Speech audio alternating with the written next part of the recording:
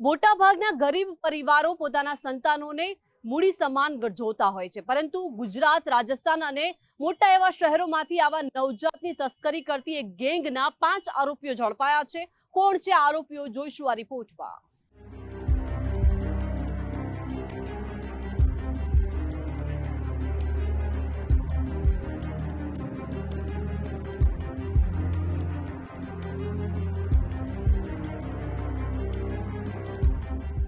ગુજરાત, રાજસ્થાન અને મધ્યપ્રદેશના અંતરિયાળ આદિવાસી વિસ્તારોમાં નવજાત બાળકોની તસ્કરી લાંબા સમયથી ચાલે છે।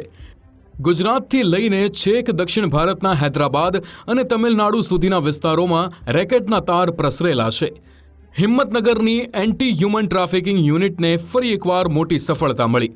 આ ટીમે બાતમીના આધારે મટોડા પાટિયા નજીકથી વોચ રાખીને ગુજરાત અને રાજસ્થાનના 5 સભ્યોની ધરપકડ કરી।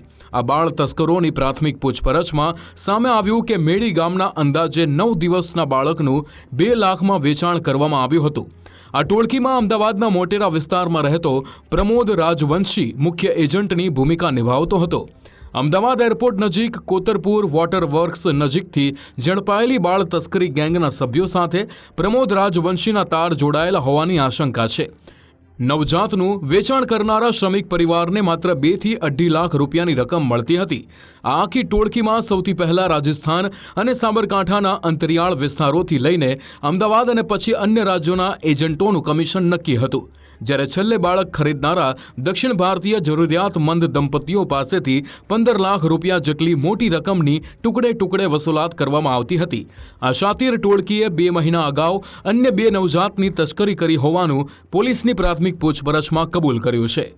સાબરકાંઠા જિલ્લાના ખેડબ્રહ્મા પોલીસ સ્ટેશનની અંદર એન્ટી હ્યુમન ટ્રાફિકિંગ યુનિટની ટીમને એક માહિતી મળેલી હતી કે આ વિસ્તારની અંદર માલજીભાઈ ડાભી, સુવનભાઈ ડાભી, દેવજીભાઈ પારઘી, આ 3 લોકો દ્વારા મળીને એક નાના બાળક જે છે, જે આશરે 9 દિવસનું છે, તેનું વેચાણ કરવામાં આવેલ છે અને આ રીતે માનવ તસ્કરીના ગુનામાં તે સંડોવાયેલા છે। આ બાતમીના આધારે તપાસ અને પૂછપરછ કરતા તેવું ધ્યાન પર આવેલું છે કે લક્ષ્મણભાઈ ડાભી નામના એક ઈસમ જે છે તેને પૈસાની લાલચ આપી આશરે 2.5 થી 3 લાખ રૂપિયા તેને મળશે તેવી લાલચ આપીને તેની પાસેથી બાળક જે છે એ પ્રમોદભાઈ રાજારામભાઈ રાજવંશીને વેચવામાં આવેલું હતું અને વધુ પૂછપરછમાં આ માલજીભાઈ દ્વારા અગાઉ પણ આવી રીતે અન્ય 2 બાળકોનું પણ માનવ તસ્કરી કરવામાં આવેલ છે તેવું ધ્યાન પર આવેલ છે।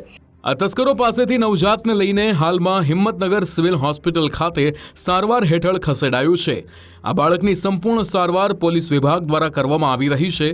આ ઝડપાયેલી ટોળકીમાં માલજી ઉર્ફે માલિયો ફજુભાઈ ડાભી મુખ્ય ષડયંત્રકાર અને ખેડ બ્રહ્માના પોળાઈ ગામનો વતની છે, જ્યારે 2 એજન્ટો સુવન ડાભી ખેડ બ્રહ્માનો અને દેવજી પારધી રાજસ્થાનના ઉદયપુરના કોટડા છાવણીનો રહેવાસી છે, જ્યારે બાળક વેચનાર લક્ષ્મણ ડાભી પણ રાજસ્થાનના કોટડા છાવણીનો વતની છે। તો બાળક ખરીદનાર પ્રમોદ રાજવંશી અમદાવાદના મોટેરા વિસ્તારની ઇન્દ્રનગર સોસાયટીનો રહેવાસી છે। આ ટોળકીમાં વધુ કેટલાક મધ્યસ્થીઓ પણ હોવાની શક્યતાના આધારે પોલીસે આગળની તપાસ હાથ ધરી છે। આ લોકો જે છે, જે લોકોને બાળકોની જરૂરત હોય તે લોકોની સાથે મળીને અને જે જગ્યાએ આ રીતે ગરીબ લોકો રહેતા હોય તો તે લોકોને લોભ લાલચ આપી અને તે લોકો પાસેથી બાળકોનું લે વેચનું આખું રેકેટ ચલાવશે। જેને બાળક ખરીદ્યું છે એ શું કરે છે? એ પોતે પણ ત્યાં મજૂરી કામ ને એવું જ કરે છે અમદાવાદની અંદર અને એ પોતે પણ આની અંદર આરોપી છે। ટોટલ 5 આરોપી આપણે પકડ્યા છે અને એ સિવાય અન્ય મીડિયેટર્સના નામ જે છે એ ખોલીને આગળ તપાસ હાથ ધરવા। લક્ષ્મણ ડાભીએ સાબરકાંઠા પોલીસની આકરી પૂછપરછમાં કબૂલ કર્યું કે પૈસાની જરૂરિયાત માટે થઈને જ બાળકને વેચવામાં આવ્યું હતું। આ શ્રમજીવી પરિવારને લોભ લાલચ આપીને સહમત કરવામાં આવ્યા હતા।